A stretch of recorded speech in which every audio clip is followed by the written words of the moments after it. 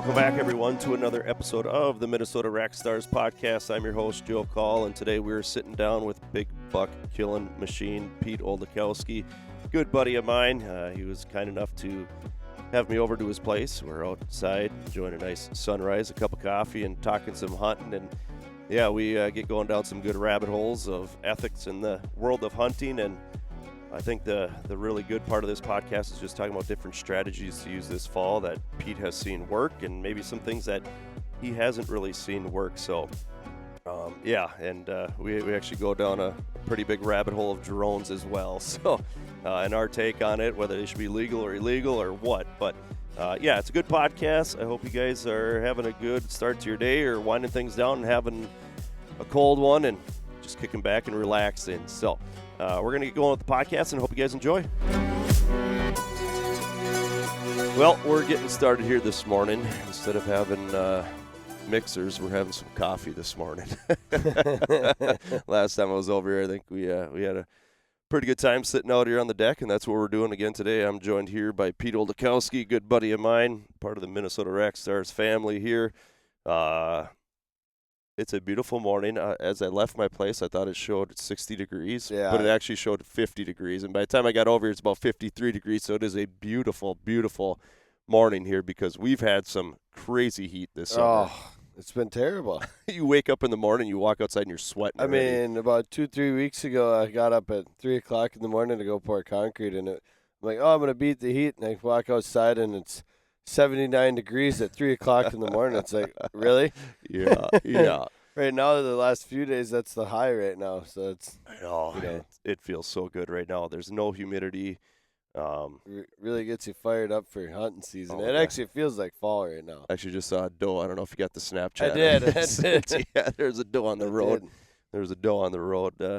She was trying to cross, but she didn't, thankfully. But, just swinging over here and checking things out. And as I was setting things up, pretty cool sight this morning. Pete has some hummingbird feeders right out here, and these hummingbirds were like, I could have grabbed one of them. Yeah, it was right next to me. One stopped about 2 feet in front of his face. Oh, I'll tell you what, I don't know if those are actual hummingbirds or drones people are flying around over here. Man, I mean, have you I don't know, what's your thoughts on those guys right now? Because I don't know, the more I'm seeing on social media and stuff, I'm like, should we even have these things out here right now?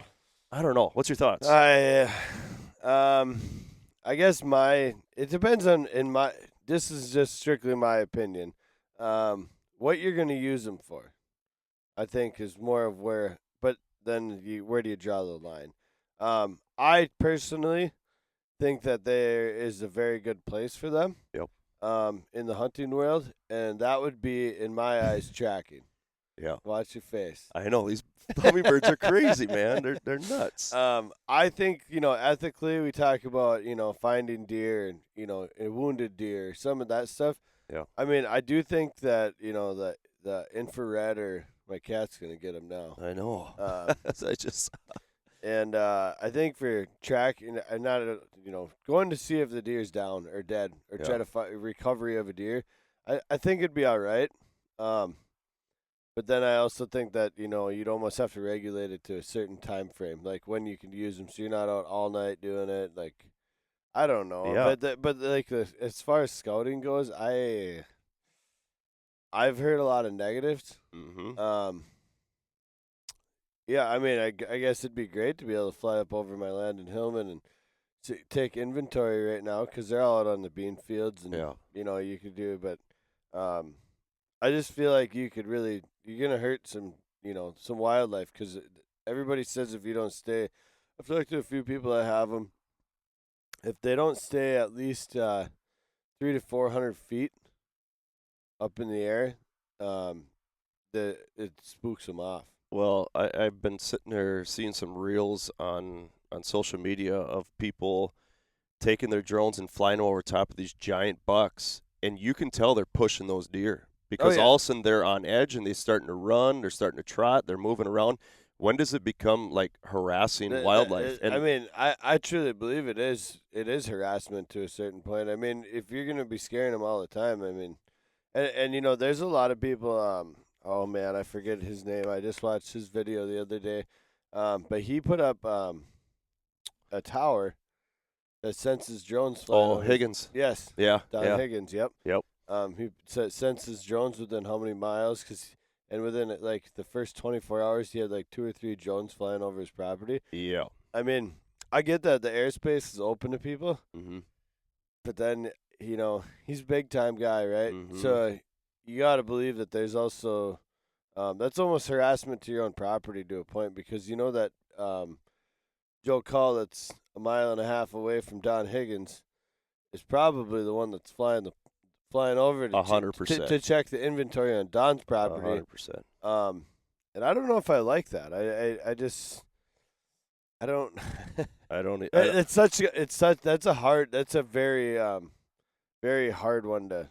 Who's right or wrong on it? I think that people deserve their space. Yeah. Some of this technology is kind of an invader, I think. No doubt. And when does it become trespassing? I mean, to a certain point, if you're running my bucks around, or I shouldn't even say my bucks, just deer in general. Deer in general. Yeah. That's not. Would you want to be out eating in a cornfield, getting chased off by a plane flying over your head? Well, that's why they kind of got rid of shining, at night, because of people harassing deer throughout those time frames when the deer were active. Now they can hover right over the top of where these deer are bedded, and all of a sudden now you're bumping that deer up, you're moving them around. I don't like it. I really don't. The more and more I think about it, I don't like drones out there in the hunting world, whether it's scouting for deer or whatever, because like you said, where do you draw that line? Right. All of a sudden I'm flying a drone over your property, Pete, and I'm neighbors with you, and you say, get off my property, and I just say, no, I'm out here, doing a land survey for, so-and-so, and my drone just kind of got lost on me, and it flew over here on accident. You know what I mean? I mean, you can't stop them from flying over your property. I don't, as far as I know. No. I don't know a ton about it, but I mean, someone could fly up right here, and sit here and watch this, and I'm pretty positive it's legal. What if we're out here one day, Pete, and somebody's flying a drone over here, and we were just actually shooting trap, and I thought it was a clay pigeon flying through the air, and it was your drone. You're going to jail.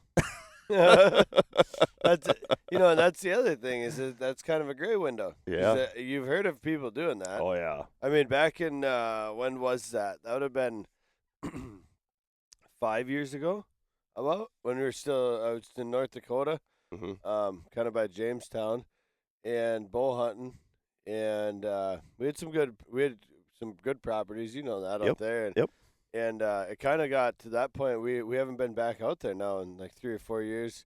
One of the neighbors, we were hunting plots land, so it's a open to public hunting, and we had a monster buck that we had seen. I was hunting a piece of private with an little apple orchard, and then it was this guy's land, and then it was plots. So my father-in-law was gonna go hunt on plots, right on the other side, and the minute he walked onto that plots property, he had a drone flying over his head. No way. And we're like, well, he texted me about that. So then, we had called the DNR about it. We talked to them. We looked up the rules first, and if you use that drone in North Dakota, you cannot hunt for 24 hours from the time you use it. But what he was doing was flying over Rex's head, just trying to deter him from being out there hunting, I suppose. And then he actually came out and confronted Rex. He said, "That's my buck, my boy's buck." Listen, nobody. If you want to get me upset, nobody's deer. Nobody owns a deer. They're Right. wild deer. Right. If you want your own buck, go put up a fence. But anyways, so then we had called the DNR. They didn't do. They kind of did the kind of old homeboy cooking type thing. Sure. Said, well, he's not gonna hunt, over it, so it's fine. And it's like, well, you're flying it over someone on public land, and you're deterring them from coming out and hunting. Like, and you're wrecking it for us. And then, I'm pretty sure it was that same trip. Then the DNR came out and we had shot a buck.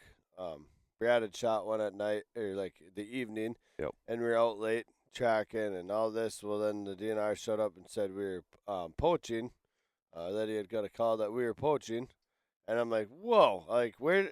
We've been out here for 5 years previous. Yeah. And it was just an awesome time. All the locals are great. We never had a problem. But as soon as we shot one of them bucks, we had this one neighbor, that he was after us. So then they came to our camp. And actually, to be honest with you, Brad ended up getting a ticket. Because we did make a mistake.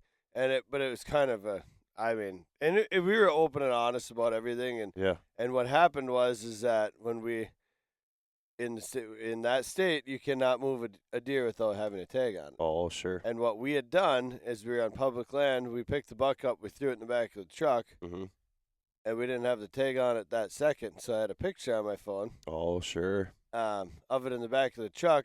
But when I got back to camp, the DNR officer was waiting for me. And I said, and what I did was I showed him, yeah, here's the buck, and there's no tag in the picture. Oh, sure. You're illegal. Sure. Yep. So then when Brad pulled in right back, and he's like, you can't be calling, because they're thinking I'd call, like they thought we were actually poaching. And Brad pulled in, tags on the deer, everything's fine. Like, whatever, everything was legit.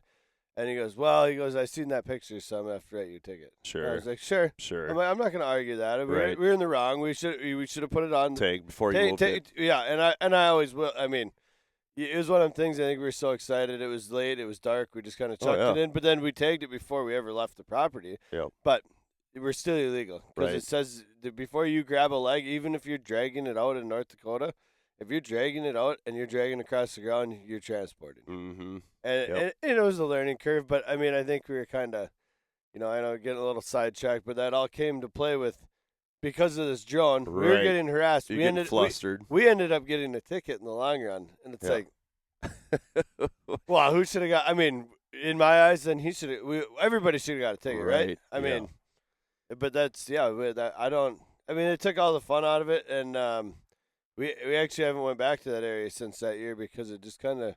It put a bitter taste where the local, that local could get away with drone activity. I mean, what is plots land is out there for? It's public hunting. It's so you and I have a place to go in North Dakota, right? Yeah. And if I have a drone flying over my head, there's no way that I'm going. And then I had made the comment. I said, what if you shoot it out of the air? And he goes, well, you're going to jail because it's criminal damage to property. And I'm like, really? and I didn't get into it. Right. I don't want to fight with any law enforcement. I want to get along with them. But yeah, we did bicker a little bit, and then it's like, I'm like, fine, man. I'm like, we'll take our ticket, and that's fine. Like we have nothing to hide. We're not trying to lie to you. We put everything out there. Like, I don't want. Brad's an avid hunter, also. Nobody wants to lose their hunting rights over one deer, or doing it the wrong way. Plus. When you don't do it, you want to do it the right way, or it's not fun to me. Well, that's, I think, what happens to some degree, and I don't want to speak for, people in law enforcement, but I would have to assume that there are some rules and regulations out there that law enforcement don't agree with, but they have to enforce because that's their job. Like somebody's flying over and harassing you with a drone. I would have to assume that most people would get really frustrated with it and want it out of there. Yep. But the way the law is written, if you do that, it's right. And that whole drone thing, like, man, if you really had the technology or like a really good drone, like especially in the Dakotas. Oh man. I mean, I'm telling you, like, I don't hunt in South Dakota like where you do. I hunt in North Dakota. To a certain point, it's the same kind of layout, right? Yep. But if you think about this, if you only have to wait 24 hours, okay? Labor Day weekend is the opener in North Dakota. Yep. So you go out 2 days ahead of time, 3 days ahead of time, and you sit in your pickup, drinking coffee, and you open the window and you throw your drone out the window and fly around the section and sit in one spot, never move. Yep.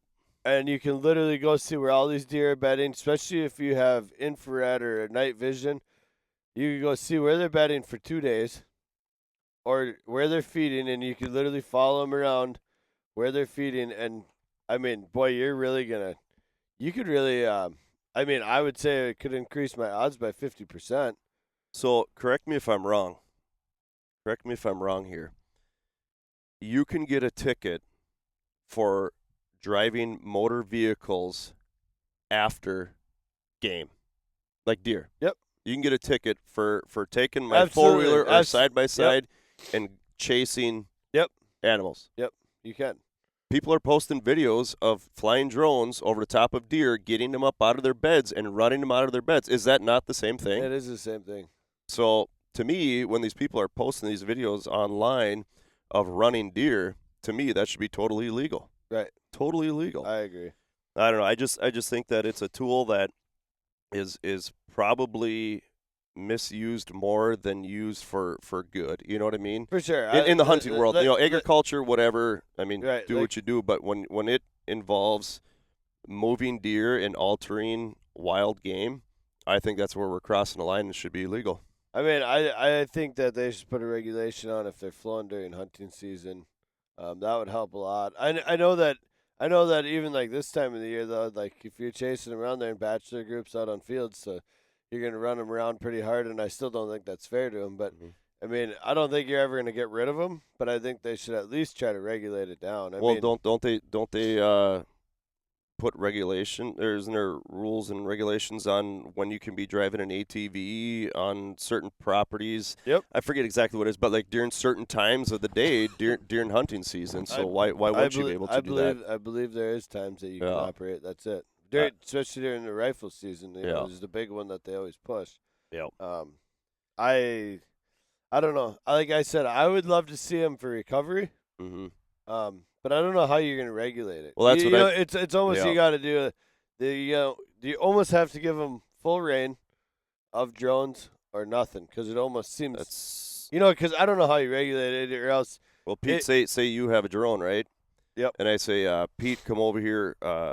I hit a deer, right? I hit a deer. Can you fly it over my property to see if he's laying on my property? And really, in reality, maybe I didn't. Maybe I missed him. Right. But then all of a sudden law enforcement comes out and says, hey, what are you doing? Oh, Joe hit a deer. Well, where's the blood? And then maybe you can go back and say, prove it. Kind of like when people shoot deer, like prove where your gut pile is. Show me where the blood is. And if you can't prove it, well, now you're guilty. Right. Yep. So I don't know. Maybe that's the way to go about it. That'd be a way to go about it. Or if you have a blood trail, you should be able to use or you could use a drone. Because I'm all about recovery, right? Big time. And the only other aspect that I could say the good about a drone being on recovery, is let's say me and your property, we're side by side, right? Properties. And I don't want to go mess up Joe's property either for tracking. Mm-hmm. You can throw that drone up, go over and check and see if that deer's if I have a blood trail going into yours, see if that deer's bedded down dead, or if it's already through the next property. You know that you don't even have to go right. But I think that you should. I'd agree with you on the blood trail thing. That's no different. Yeah. I mean, you got to have some form of proof or something like that. I think that'd be able to run it. I think that'd be a great idea. Yeah, I don't know. There's a lot of things going on in the States right now.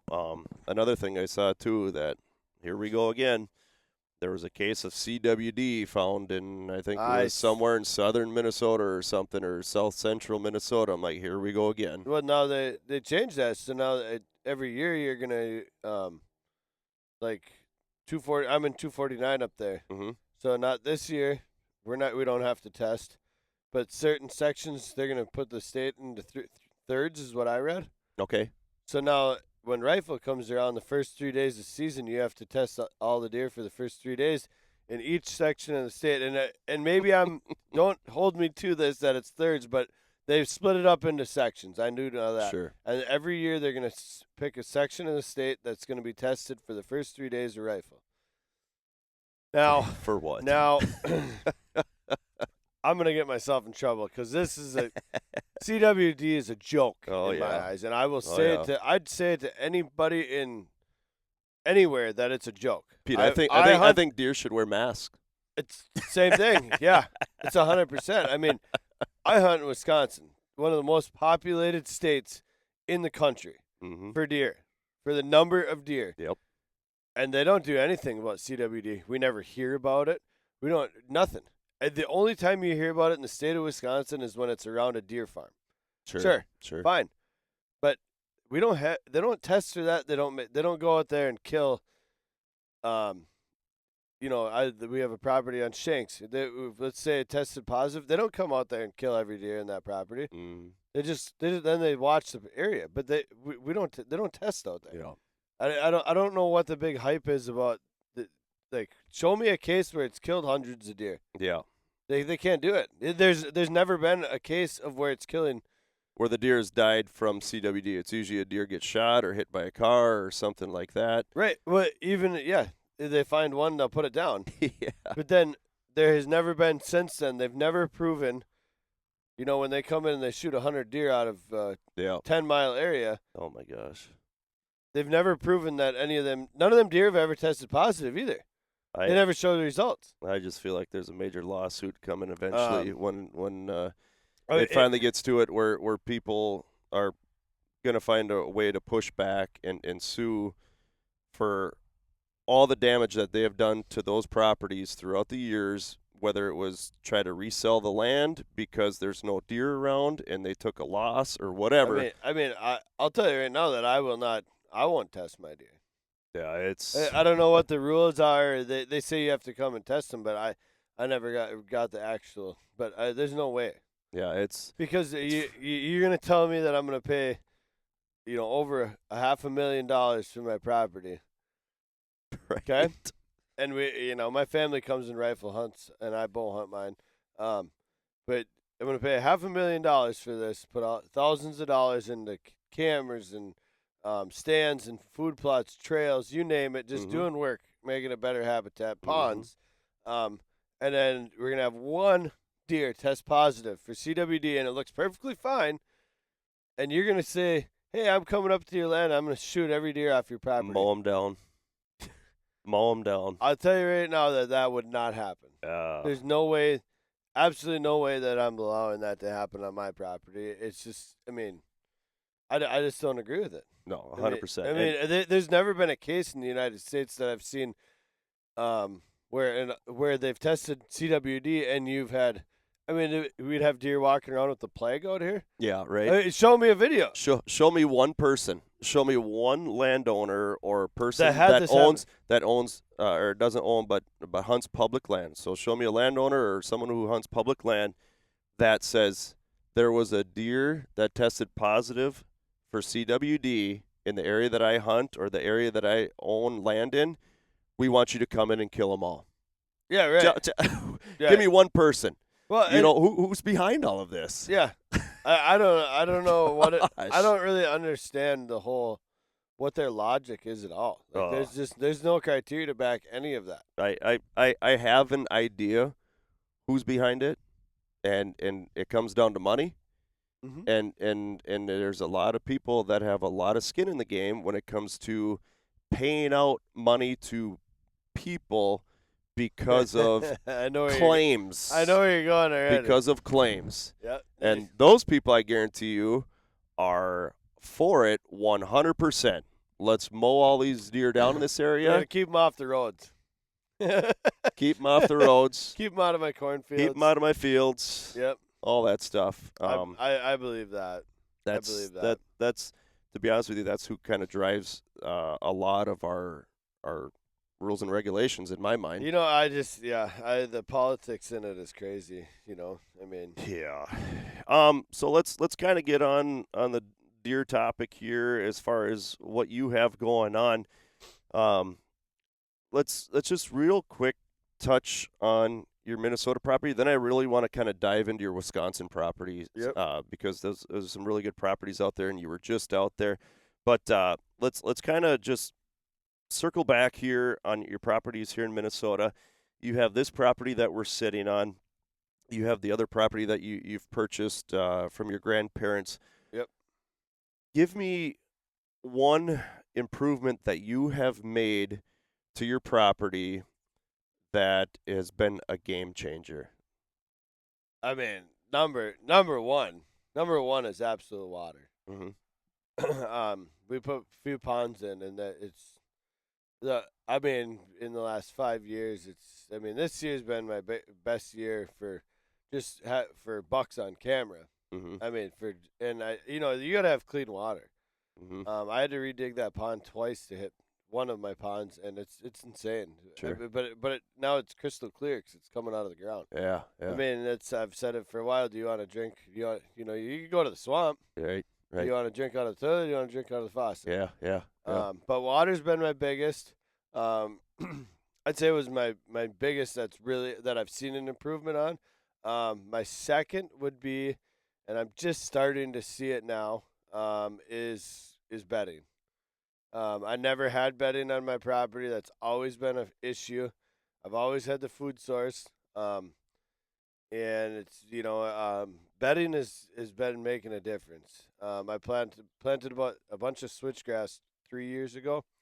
I was actually just telling Joe that the other day that I had 3 different pockets of switch. And actually the one that I wasn't paying attention to the most, I went up to check my apple trees, and it's 7 to 8 feet tall. 7 to 8. Simba. We got cats walking on the table. Here, you know what his name is?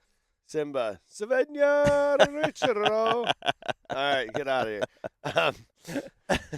Yeah, you said it's, 7 feet tall? 8 feet tall? 7 to 8 feet tall. Wow.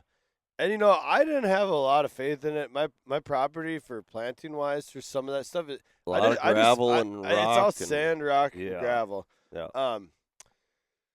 But they always say plant it, look the other way for 3 years, and boom. And it actually, that's what happened. I didn't look at that section no more. I kind of thought, it's not coming. And even in my other 2 spots, and that's 4 to 5 feet tall. I got a lot of deer. The trails are insane through there. We're gonna burn it this coming spring, so it'll rejuvenate there. But bedding was a big one too. I just never had it. They all bedded on my neighbors. Yep. And my neighbors always ended up killing a lot of my bucks. Or I shouldn't say my bucks. The bucks I was chasing. And that's fine. But that's what happens when they bed on the neighbor's property. They got a better chance because they're waking up and then they're right there. Yep. Yeah, the property kind of used to be mainly used for egg, and then there were some little slivers that ran through. There was a little block of timber here and there.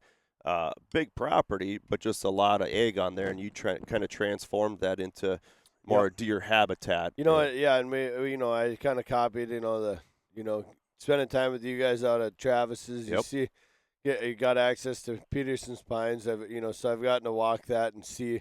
Yep. See a different. It's a whole different beast. You can drive by and see a bunch of pine trees, but once you're in them, you really understand the thermals and the advantages. They're so healthy in there because they're always safe from all weather. If it's 90 degrees, they go lay under a pine tree. They're cool. So I planted a bunch of them too. We kind of busted all that up. We did a little bit of clear cut, but the number one, I tell people this all the time, and I shouldn't. Is water source and bedding. I know people always put bedding on there, but I wouldn't put bedding in unless you absolutely know you need it either. Right. Right. So some people are lucky and they have the natural tons of bedding. They need food, or whatever. And a lot of my pine trees are coming up now. They're doing really well. They really took off this last year. So some of them are 8 to 10 feet now. How about apple trees? How are they doing up there? Oh, awesome. Nice. You had some fail. Why don't you talk some about that too? So I planted about 75 apple trees. They dropped. I bought it from Luke Miller in St. Stephen there, and I have drop tines. I probably will have drop tines. But the drop times are from September to March, so they'll hold. So I wanted a variety, so I put in 3 different apple orchards. They're doing really well now. A few years ago, we had like 2 to 3 feet of snow, and I had screens. You put a window screen on them, 8 inches tall. Staple them shut around the base so the mice can't chew your base off. Because if they chew your base, they're dead. And we had all that snow, and the trees were beautiful. They're 7 to 8 feet tall, and the snow was up high enough above that cage, so they chewed it off. Sure. So I had called Luke and I said, damn, what do I do? Like this is such a bummer. We're on year 2, and year 3 and 4 they're gonna start producing already, and then now they're dead, or I think they're dead. And he told me, he's like, take your clipper and cut it right off, right below the graft. So your graft is you have your rootstock, and then where you graft that together is your variety of tree you're putting onto your tree. Sure. And he goes, you're just gonna end up having doggle trees, which is your rootstock. But he goes, if you cut that off, it'll regrow. Sure.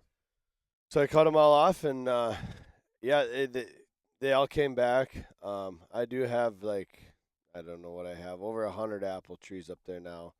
But they're doing great. A lot of them have apples. But they're a lot of work. You got to, but that'll be a game changer too. They're going to put out tons and tons of food. I mean, it's going to be awesome. And, the reason I did it is because my land it's for crop wise, it's harder to do. The other thing I look at, natural food source.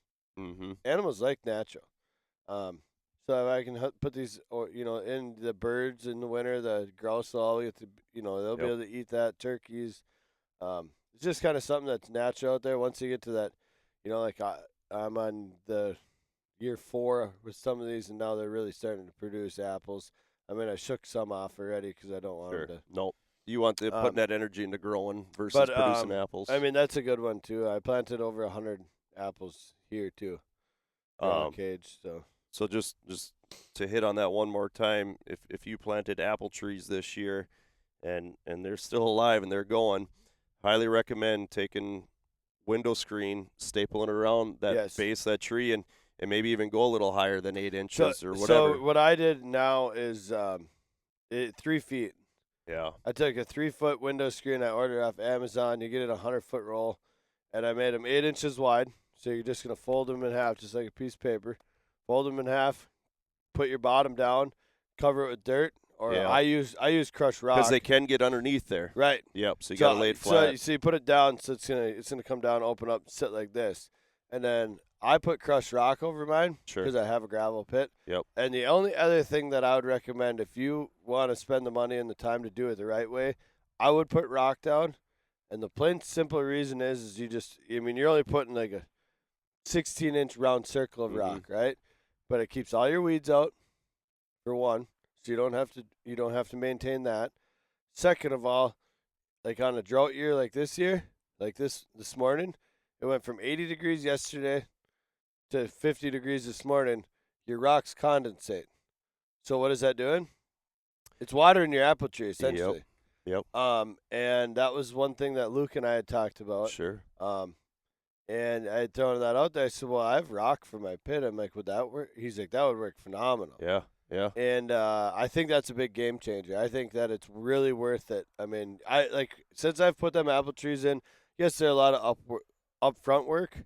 So I put the 3-foot by 8-inch screen on there, buried the rock, then put my 2-foot cage around it, around the base.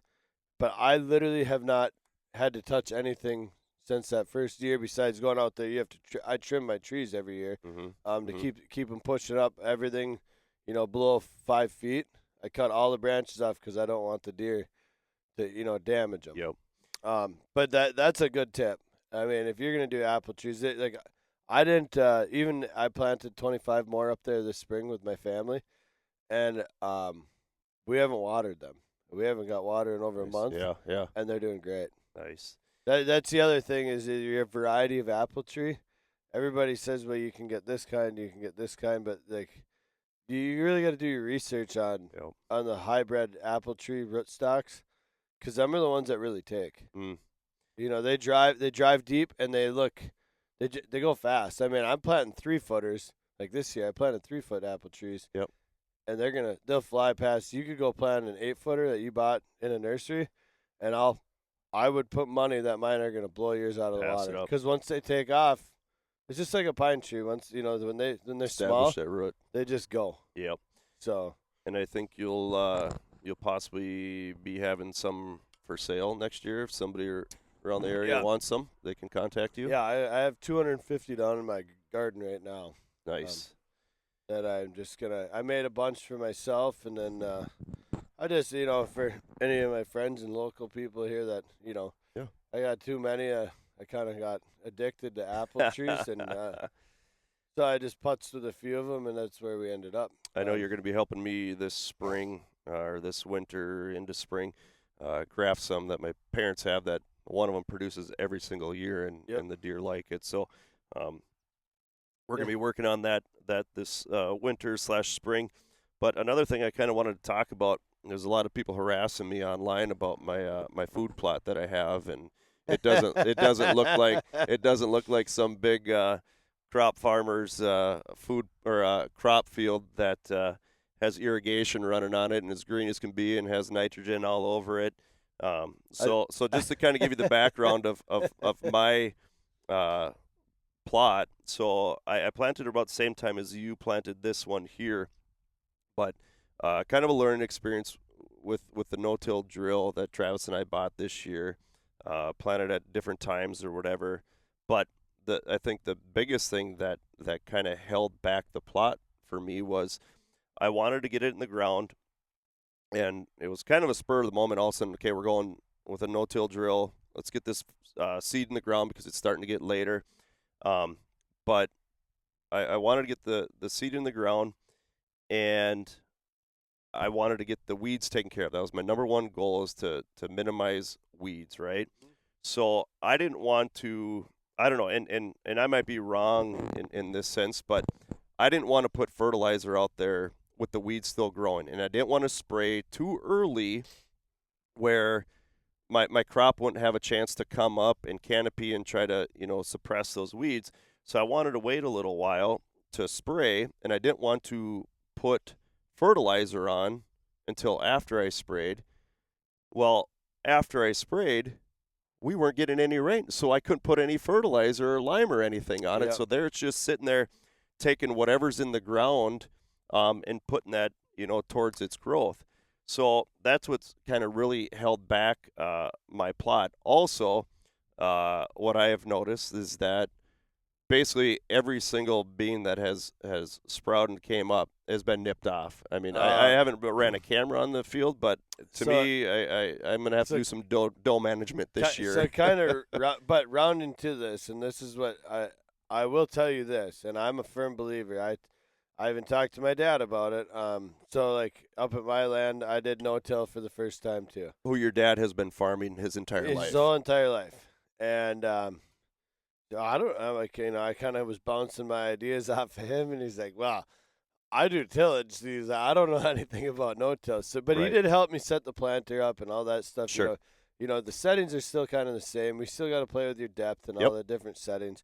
But we got it to plant. And I planted about 2.5 acres, 3 acres of beans with around a point. And I should make a little video of this and then there's 16 rows of corn around that, which is a lot of food. Yep. Right? You no-tilled all of it there? All of it. So what was it again? So it was corn on the outside and beans on the inside? Yes. Okay. And last year it was rye. Okay. So I sprayed it this spring and just left the field dead, and then I just put into it. And I only sprayed once. Sure. Or I shouldn't say it twice. I sprayed right away in the spring, but since I planted, I only had to spray once. Last year I would have sprayed 4 times. Yep. Same field. Yep. And with my light soil, everything grew great. Now, where I was getting at to this week, how you're saying all your beans got nipped off. Mm-hmm. It's such a dry year with the drought. Mm-hmm. These deer have nothing good to eat. They really don't. We're that bad right now. There's not much good for them to eat with moisture in it. So what I'm having is I have a 2.5 acre field of beans, 3 acre field of beans, and they were like this. Yeah. And when I was up there last week, they're this big. Yeah. And they ate them right down to the stems because they don't have water. I mean, they have their ponds, but they don't have they don't have the nutrients. Right. Like there's nothing in the grass this year. Yeah. Even the grass that they eat, it's so dried out that it's not, they got to be eating, it's a handful of dry. Yeah. And that's a good sign. In reality, it's a good sign that they're eating it because you're providing good nutrients for them during this stressful period. I mean, realistically, when I put food plots in, and this is another argumental point, you put food plots in. You putting them in to kill deer over the food plot? Or are you planting them for your overall herd nutrition. Exactly. Exactly. I mean, obviously they need the food right now. Yep. I know I planted it, excuse me, for winter, so they make it through the winter. But I can always feed them in the winter. It's not illegal to feed them in the winter, so I'll just feed them, if I have to. But they obviously need it. Even the corn, the corn was up this high, and they're eating the centers of the corn out. And I only had that happen at my property when we were in the drought 4 years ago too. Mm-hmm. And it's completely full of water, so they get to eat something good. So obviously they need it. I mean, it's a bummer, but that's what you planted it for, was for their herd, for their health. And it's just a different time that they need it right now. So how's your corn look overall with no tilling? Were you able to get the seed down to 2 inches, or was it about an inch in the ground for the most part? I got it in 2. You got it in 2? Yep. Nice. I got it in 2. I would say my corn looked phenomenal. Mm-hmm. Especially for the drought. Yep. It's still holding in there. Nice. Which I can't believe that. I mean, if we get another hot stretch, it's going to be right. And there's not much people can do. You look at the farmers' fields around here; they're pretty much toast too. Well, look at the farmers' fields where there's no irrigation hitting. But I'm just, if I wouldn't have no-tilled, I will honestly say this: if I wouldn't have no-tilled, I think mine would have all been toast already. I agree, because I trapped all that moisture. Yep. I don't know if you saw that video I put out the other day. I dug up the ground to see how far the moisture was down, and I was really surprised on the spot that the ground was just kind of bare with the beans and the corn. I got a pretty good weed kill for the most part, but that moisture was down 2 inches, and I was surprised. I figured I was going to be fighting it all the way down, and then where I had that rye sitting over the top, there was moisture right at the top all the way down. It was phenomenal. But the one thing somebody else commented on my page, you're not getting any growth because you planted into rye. Well, there was half of my field was planted into where I had rye this past year, and the other portion I did not have rye, and it's basically the exact same. I mean there's nothing holding back my beans or corn because of rye. I did see that comment, and I seen another couple of negatives, and it's like I kind of laughed. Yeah. People got to realize, you get really busy. The other thing is we're not harvesting this. Right. I mean, I planted my stuff in Hillman up at my land 3.5 weeks before I ended up planting at home. Mm-hmm. I mean, with the stuff I plant around home here is literally for me to watch the deer. And it's maybe some of that's chest high now. I didn't plant till 3 weeks before the 4th. Yeah. That's late. And, the only unfortunate thing, like even at your land, your bean and corns are going to – your bean and corns are going to be behind because we ended up hitting a drought. Yeah. If you would have planted earlier, it would have been taller because you wouldn't have lost as much moisture. But it's still for the wildlife, and it's still going to put corn on. You're still going to have corn. You're going to have cobs. You're going to have bean pods. You're going to have all of it. It might not be as great, but you're putting it out there for the wildlife. Sometimes you don't have the time to get it in on the timeline, The other thing I was reminded of as I was driving here was I threw that corn in there with my beans, and people are harassing me about why you plant corn with beans, this and that. Well, talk to Jay Mon Outdoors about planting beans with the corn. He was the kind of one that really got that going around here. But as I was leaving my place and driving by my field, I was reminded that when the leaves fall off, my field is completely exposed. That's why I want corn coming through there so people aren't on the road shooting deer off the road or whatever. Yep. It's there for cover, and that's one of the reasons why I have it in there. And also I had half a bag of corn sitting around for 2 years. So it was all those reasons combined and why I did it. I'm just watching this cat getting really close to these hummingbirds. He's looking hungry. And the other thing is like some of your worst plots sometimes over the years for me have been some of my hottest ones for deer. They like the weeds in them. They like some of the, different stuff. And it's just kind of weird how that all plays out. I know some people that he's going to get one. That have changed their corn planters over to 20-inch rows. to widen it out so that they can. No, they went narrower. Narrower. 20-inch rows from the old ones used to be 36. Now we're down to 30. Yeah. Oh, sure. And now they went to 20-inch rows because they want to get more tonnage. Yep. Well, I'm gonna tell you right now, and I think you'll agree with this. How many deer are gonna go into a 20-inch row? That's pretty tight. I can't walk through a 20-inch row. No. You have to go sideways. Yeah. So I mean, I don't know. That's I think like you're talking about the beans and corn. I think it's a great thing. Oh, I love it. Where I have good corn growth and beans in there, those are my tallest beans, and that's where my best corn is too. But yeah, it's one of those things too where okay, now I can go in where maybe it didn't grow as well as I wanted it to, but what are we going to be doing? We're going to be planting fall food plots here. Yep. And what can you do right into those beans and corn? You can broadcast rye, you can broadcast brassicas, you can broadcast everything into those beans to add more tonnage to the deer this fall here. And that was the one question I wanted to ask you because you've done a lot of food plotting over the years. What do you feel is your best mix of food plot seed? Like what is it? What do you like planting this fall? I would definitely. It's got to be turnips and radishes of some sort. I mean, obviously, any of the fall. I mean, I'm usually a big turnips and radishes. Sure, it's been pretty good. I mean, usually big sexy's always one that it's one of my go-tos. But turnips and radishes in the fall just seem, and the reason that I like them, and obviously it's a preference, but they grow.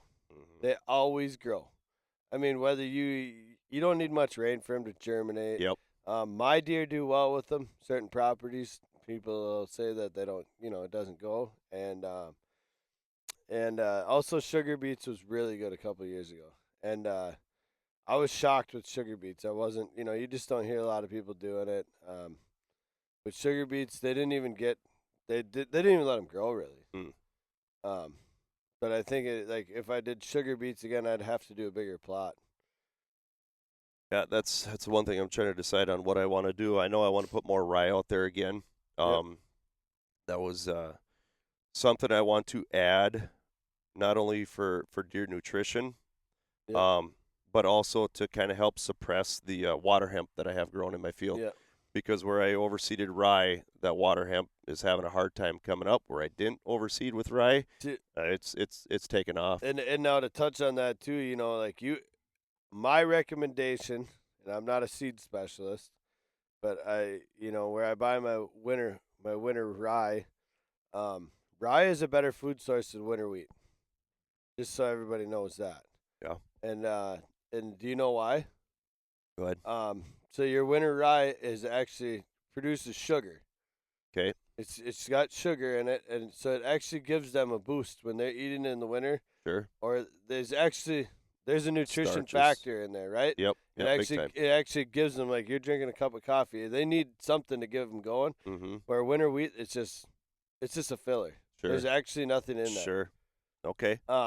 And I learned that from Sean Wincher, my neighbor over there. When I'd buy it, he's like, well, why not put rye in? He's like, it actually has a food value to it.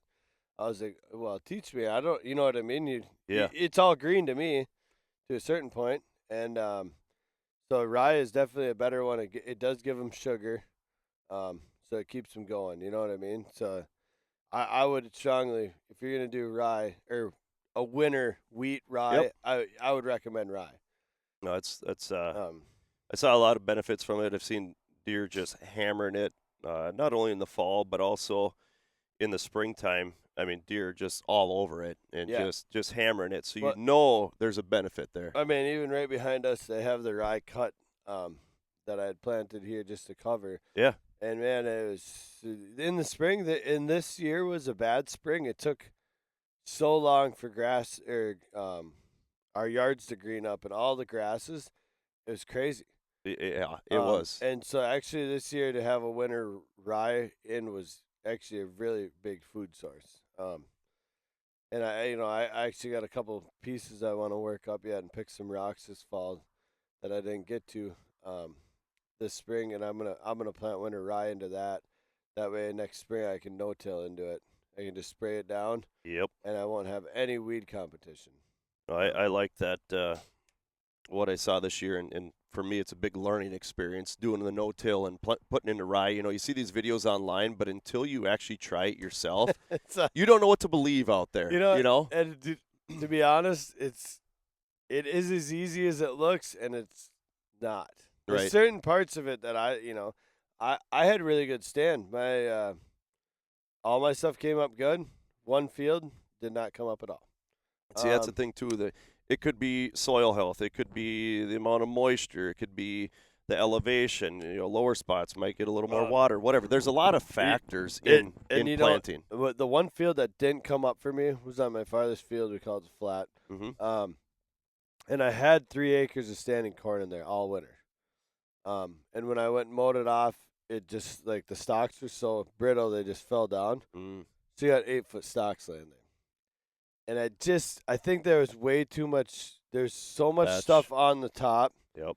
That it just couldn't germinate. Yep. So that's kind of a learning curve where I think now that I'm getting into no-till, I'm gonna try to do beans, corn, alternate back and forth, just like the farmers do. Yep. And just to try to keep so you don't have so much trash to work with. Right. The other thing I might do is, like, if I have a really thick corn stand, I might just take my bigger disc and just lightly disc the top. I know it kind of takes away from your no-till, but you're still just trying to disturb it as little as possible, right? Mm-hmm, mm-hmm. But if you can't get it to grow, if it's too thick, or else, I even thought about finding an old, like, $500 stock chopper. Right. So it really thrashes it, Mm-hmm. because I think I had just too big of chunks on the one field. But and that's part of learning how to do it. And I noticed that too. One year I planted my field and I didn't disc it up enough or come through and brush hog it off first, and those discs when planting just couldn't get in the ground all the way to put the seed down there. So yeah, it's definitely a learning curve. But yeah, fall food plot season is right around the corner. I know you have some plots in already. Because the thing is trying to time some rains, and you don't know when that next rain is going to be. You're looking at the 10-day again. It's like, I don't know. It shows there's a chance here and there, but like a 20% chance at the most. And it's like, okay, yesterday there was a line of storms that come through. So either you're going to get hit or you're going to get missed, and that's it. One went north, one went south. Yep. But let's kind of dive into Wisconsin here. Just kind of want to talk about, you kind of went out there yesterday or 2 days ago with the family. Yesterday you got a bunch of cameras set up and stuff. Yep. What's it kind of looking like out there right now? I mean, it's beautiful. I'm jealous of everything's green. Mm-hmm. They've had crazy rain. My food plot is actually it's hot chick and comeback kid. I had planted that. That's been going strong for 2 or 3 years now in the woods on my little micro plot. Nice. So that's nice. I just need to mow some of that. But overall, I think the deer numbers are up, which is nice to see. It's kind of been low the last few years out there. But from what I've seen already, I mean, we just put cameras out, yesterday, and I already got like six, 7 different bucks. And nothing huge yet, but just to see that many deer in the cameras and on the trails is a good sign. Mm-hmm. So yeah, we went out. We left Thursday. I told the wife and kids, I said, well, I'm going to head to Wisconsin. I got to get these cameras out and go check some stands, fix some stands, change the window out actually on one of our box stands. The window only slid one way. I wanted to open both ways for Weston for youth hunting and filming. It's a lot easier. Yep. So I said, I'm going to head out there for the day. And hold on. Weston wasn't letting me go. He said, I'm going with. I got to help if I'm going to hunt out there. You damn right you do. And that's what I I kind of put that in my kid's head. If you're going to hunt, whether it's our family land or my land, whatever you want to call it, my kids got to help. Yep. I mean, it's just a good thing for them to learn for life.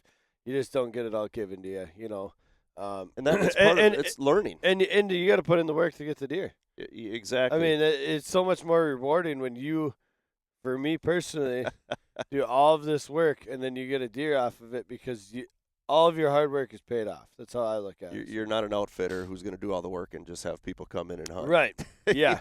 and the other factor is too is just like you know the benefits of all the hard work that you've done on that property and what it does, to help increase the odds of you harvesting a deer or seeing deer or helping deer be healthier.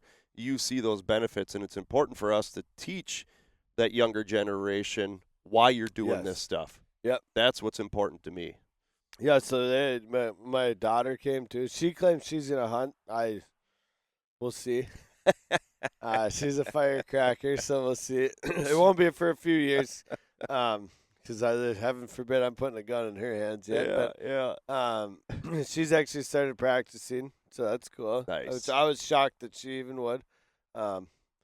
So that's exciting. But we had a good day down there. We put out 7 different cameras. We put out some mineral. I always keep mineral sites going out there. It does. It's been awesome. What's the biggest thing that you've learned out there throughout the years? Because you've been hunting out there for, 15 plus years probably now? 16, 17 years. What's the biggest thing that you've learned out there? Access. Because it's different out there than here to some degree. In some spots with the bluff country. It's a totally different world. Yeah. The biggest thing that I've learned that is really hard, and especially specific to our lease property, versus, so we have a 400-acre lease, and then the owner of my company that I work for has 107 acres, a half hour away. But we own a dead-end road, the valley, both sides, is access. Access, we could go straight up to the stand, right? Well, there's a couple of stands that I've learned over the years. We go all the way down the valley. You come all the way around. You're going to take 25 minutes to get around and come in from the top side all the way down the ridge, because what happens is these hills are so steep, they're bedding on the hillsides. Mm-hmm. Okay? And they see you coming. Mm-hmm. So your access points have been it actually seems stupid. But, and that's a big one that's changed it for me. Yeah. And I use my e-bike. I run that, I'll run that all the way in. Also, a different kind of thing is that we don't go in the dark. We don't go in the dark in Wisconsin. Hardly ever do I go. There's certain stands, certain times. You might as well go in daylight. Sure. How come? Because when you got all these deer up on the hillsides, and you hit them lights on the side by side, or your headlamp on a bike, and you're biking straight up the valley, every deer in that whole place can see you. Sure. Because of the elevations. Sure. And I'll be completely honest. I did it. What was it? 2 or 3 years ago. I have night vision binoculars for predator hunting, and we scanned the whole valley when we were down there doing some stuff, and we scanned it all. It was early morning. As soon as we fired that side by side, and started heading up towards that. Well, all of them were up over the ridge. Really? And that was kind of my turning point, and I was like, well, I need to find different access points. Yep. So that's a big one. I really think that's a hard one. You got to know when to go to certain spots and how to get to them. That's the thing, too, when people go out hunting and they don't see anything, well, it's probably because they saw you already. I mean, if you have a good property or heard you or smelt you or something, you were detected before you detected them. You know? Sure. And it happens here in the flat country, and it happens in bluff country. Yep. Those deer are putting themselves in situations where they can be successful and not get killed by predators, because you're not the only one hunting them. They're being hunted every day, whether it's coyotes, wolves, bears, whatever. Yep. And, another one that what I've learned out there is that it sure seems like it from our 107 to our 400-acre piece, there's one section of the property every single year that is their breeding grounds. Yeah, you were talking about that. Hit on that a little bit. It's absolutely wild. So when you come into our property, up on the left-hand side, there's a big bowl. There's a point that comes out, and there's a big bowl to another point. And it is just chaos in there. When it gets to the, I mean, I'm talking heavy rut. I mean, they're all over. Don't get me wrong. The bucks are moving all over. They're chasing all over. But when it really gets into heavy breeding, they sit in this bowl and the one hillside on that property, and it is so ridiculous that during rifle, you literally could. I would almost put money when we were down at the trucks eating sandwiches one day. We seen them up in there, and they were going hard. And we drove halfway up there, and then we realized it wasn't a shooter buck. And it's like you could drive straight up to them, and they wouldn't even notice. But they just sit in these pockets. I don't know what it is with these bulls, but they pick an area, and the does are in heat, and they just keep chasing them in the same area. They don't run across the field. They don't go down the ridge around the valley. But they pick a spot, and that's their breeding grounds. And it's the same way on the 107. On the back corner, there's a back section, and when they sit in there and they start breeding, they just keep running circles in there. I mean, you'll see the same deer.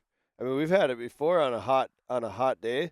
Like when there's hot does and there's 4 or 5 bucks chasing, you'll see them 2 or 3 times, which is crazy. I've never seen that up here.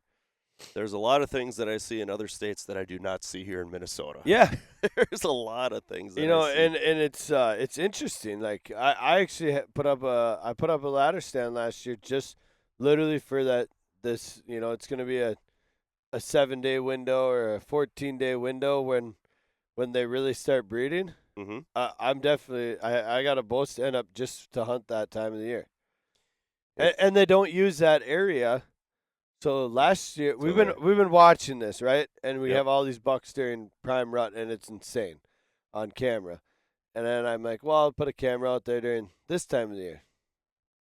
You might as well just shut it off. Forget it. Yeah. There's literally there's deer that pass through it, but you would have thought that if it's that hot, there should always be deer in there. Mm-hmm. There is deer in there, but there's never any shooter bucks in there during this time of the year. Yeah. You think that's a way for all deer? You think they have certain areas where they do, have their breeding grounds, and that's where those bucks want to bring those does to? I do. Yeah. I do. Yeah. I don't know about Minnesota. Sure. But I still believe that. I just don't think we see it all the time. Right. I mean, for example, in my backyard here, they chase out here all the time. Yeah. Yeah. They do, and I don't understand. They come out, they chase a little bit, they go back in. Get some hillbilly motorcyclists driving down the road right now.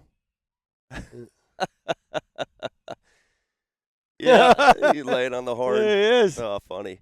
No, there's a lot of good that was brought up in this podcast here, and I don't know. I mean, I think we hit on a lot of good information, a lot of good things to think about moving into this fall, whether it's food plot stuff, regulations, and even just thoughts on access routes. Like you said, just reminding people, like if you're hunting a spot and it's good and you're just having a hard time with it, just try entering from a different direction once and see what happens. There's, and not to prolong it too much longer, but there's one spot in Hillman particularly. We call it the water hole. Yep. It's where we dug a really good pond. We have so many deer there, it's insane. Our bucks are insane. I have been getting my butt kicked on that water hole for the last 4 years, and you know that, right? Mm-hmm. Well, come to find out, they've been watching me the whole time. I thought I had it figured out. You don't have it. I mean, that's why we hunt. We learn every year, right? Yep. You think you have your property figured out? Sometimes you do. Sometimes, certain spots. Yep. But then you think you got a good spot just because you have good pictures. You got all these deer. And I kept telling you, I'd call Joe after a hunt. I'm like, man, I just got blown again. I don't know how I'm getting blown out of here. Like, I'm playing my wins and all this stuff. Well, come to find out, when I'd park my truck in my gravel pit, they're bedding up here. They'd watch me walk all the way in, all the way around to the stand. So when they came in, they already knew I was in there. But they'd sit there and look at me. And I'm like, what is going on? Well, 2 years ago, when I was shed hunting, And that's why I think it's important to walk the woods, obviously. Yep. When I was shed hunting and I was walking around, I found 100 deer beds up on this hill. And I'm looking and I'm going, yep, son of a bitch. They've been sitting here watching me all year for the last 4 years. Yep. And I wouldn't think they would bed there because they're so close to the gravel pit. There's people working in there, but they have an vantage point. They can see everybody. They can see everything that's going on. They can sit there all day long and watch you. Yesterday I was making a video right outside my house, and I stopped mid-video because there was a deer that got up right next to my house. You'd be surprised where these deer are bedding. And you hear these stories of these big bucks not bedding too far away from a house or buildings. And last year, we moved the stand again, according to that, a little bit more. And we changed.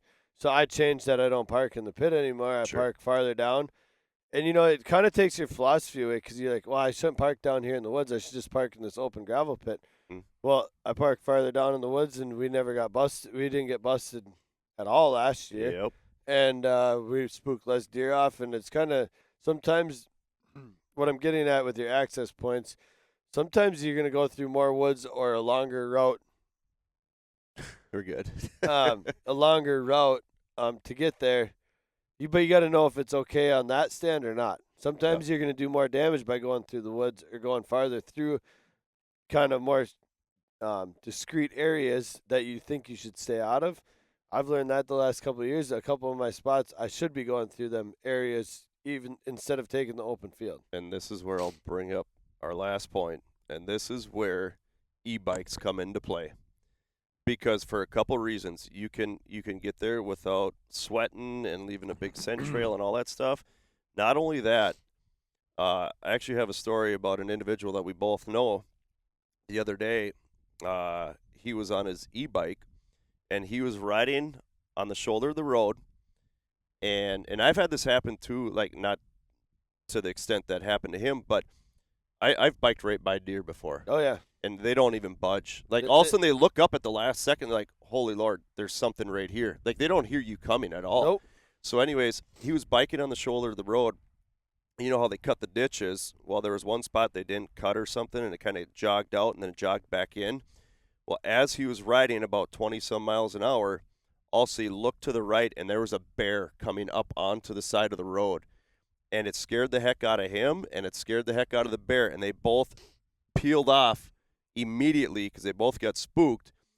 And he wiped out going 20-some miles an hour on the tar. Good thing he had a helmet on.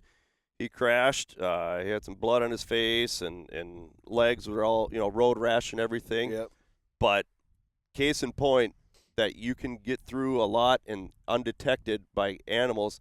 Just be careful that you don't stumble upon a bear. Yeah, I mean, e-bikes are a game changer. Oh, you can really cover a lot of ground. You can get in from a long ways. I mean, North Dakota, we were biking in, and we had a bachelor group of bucks. We got caught there. I mean, we came around the corner there, right there. Yep. We literally just kept biking at an angle. Yep. And they sit there and watched us, and we went right into a pile of hay bales and got down. And they never left the field. I did the same thing. I can attest to it. We were within 100 yards. I can attest to it. All of a sudden, I'm sitting there biking out, and I got my headlamp on, and I look, and like, okay, there's two set of eyes. And within 100 yards, less even, and I biked right by them. They just stared at me the whole time. If you're walking, they're gone. Gone. I don't know what it is, but that's a good tool. That's a good tool for accessing. It's a great investment. Quick, easy, less scent. You're not sweating. You're not disturbing anything. If you're cooking through the woods on a trail, that deer can be 15 yards off, and you're going fast enough that they'll just freeze and let you go by, and they're going to go along with their business. If you're looking to make an investment, I mean, obviously they're not cheap, but they're well worth it. They're well worth it. I mean, mine's 6 or 7, 8 years old already. Just make sure you have good suspension. Yeah, on your bike. and the brakes work. Yeah, and they're not squeaky. All right, Pete, we're going to shut her down here. I think we've been on here for, I'd say, a good hour already, but it was a good conversation. Thanks for having me over. Your beautiful morning. You can't beat these sunrise mornings out on the deck, having a cup of coffee, talking hunting. Yeah, it's beautiful. Sweet, sweet. All right, you guys, thanks for listening. Hey, thanks for listening, you guys. It was great morning sitting out here with Pete and just kind of talking hunting. Pete and I grew up hunting together, and it's nice to sit down again and just, I don't know, kick back and talk. And let's reminisce about the good old days and talk about the new strategies, the things that we've learned throughout the years. But as time has gone on, we did a lot of hunting together, but now you have kids, and Pete's wife Chantel hunts with him, and there's a lot of X factors now where we don't get to hunt together as much as possible, but we're going to have to make something happen eventually here and get out and do it, whether it's an out-of-state hunt or whether it's just a turkey hunt or whatever. But we got to try to figure out something where we can get back together and go hunting. But I hope you guys were able to pick up some good tips from this podcast, because Pete has a lot of information. He's done a lot of hunting throughout the years, whether it's in-state, out-of-state. So he's got a lot of knowledge, and like he said in the podcast, mentioned a lot in the podcast was that as hunters, we're continuous learning, and whether it's food plot stuff or out in the woods, you're continuous learning. And if you're not learning anymore, well, then either you really got it figured out, which you probably don't, but it's either that or you're really bullheaded and stubborn and just kind of set in your ways. But I don't know. I'm the type of person who's always looking to gather more information. That's why I like doing these podcasts and sitting down with people, because every day I want to try to learn something. And just even sitting down with Pete here, I learned a lot.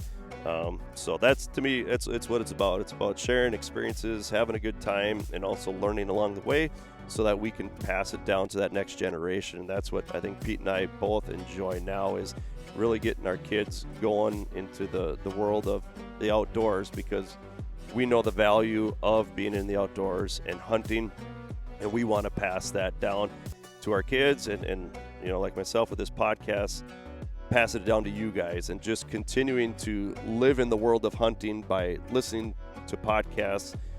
Like right now, it's high anticipation time of year. Trail cameras are going. You're putting strategies together. People are getting deer stands set, all that stuff. Things are really exciting right now. But not only for this time frame to sit there and think hunting and talk hunting, but also for people to go back and maybe when it's out of season, right? It's the off season. You can go back and kind of relive these moments, and that's what I like doing too. Is just listening to these podcasts to keep my mind in the world of hunting, because I really enjoy it. Thanks to Pete, Chantel for having me over here this morning. It was a great time. Also, I want to give a shout out to all of our partners out there: Arctic Shield, Domain Outdoor, J&R Outdoors, Skullcraft, The Fish Guide, S1K Custom Calls, Fourth Arrow Camera Arms, and also Double Drop Vines. I have a bunch of vines that I have.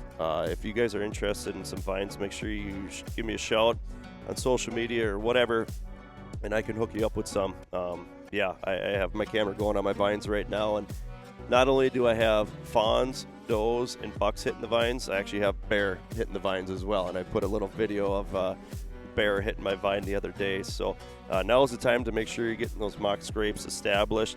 Food plots, right? Domain Outdoor, make sure you guys are thinking and prepping those plots for your food plots, because the time is almost here. Make sure a plot's ready to go, so when that rain front comes in, if it ever comes in, you're ready to go and plant just before. So I hope you guys are having a great day, and I appreciate you guys listening.